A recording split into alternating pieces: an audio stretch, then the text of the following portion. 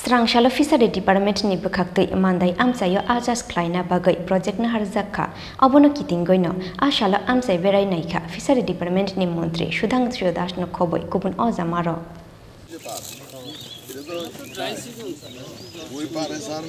কম এটা বড় হয় কম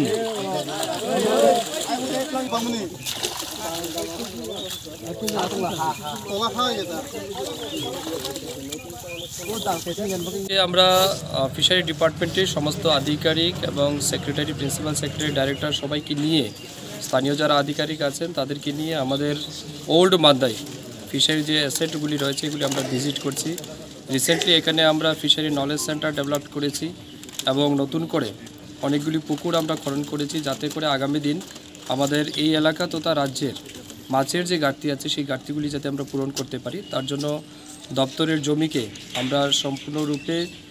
আমাদের আয়ত্তের মধ্যে এনে খুব সুন্দর পরিকল্পনা নিয়ে আমরা এগোচ্ছি এবং আগামী দিনে এখানে আমাদের 100 দিনের একটা মিশন মোডে আমরা কাজ করছি যাতে করে এখানে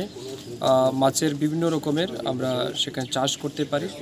যে মার্কেটে যেগুলি চাহিদা আছে সেই চাহিদা অনুযায়ী মাছ যাতে আমরা সেখানে ফলন করে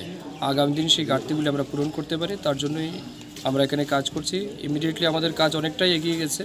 কিছুদিনের মধ্যে আমাদের ফুল সুইং বা ফুল প্লেজেট আমরা অর্থাৎ ফিশিংয়ের যে সিস্টেমগুলি রয়েছে সেগুলি আমরা চালু করতে পারবো। তো তার জন্য আজকে আমরা এখানে এসেছি সব কাজকর্ম ঠিক চলছে কি না আমাদের দপ্তরের যে অ্যাসেটগুলি রয়েছে সেগুলি ভিজিট করলাম। পাশাপাশি এখানে আরেকজন বেনিফিশিয়ারি বাড়িও আমরা ভিজিট করেছি, খুব ভালোভাবে উনি মাছ চাষের উপর যেভাবে স্বনির্ভর হয়েছেন এবং ওনার সাথে যখন আমি কথা বললাম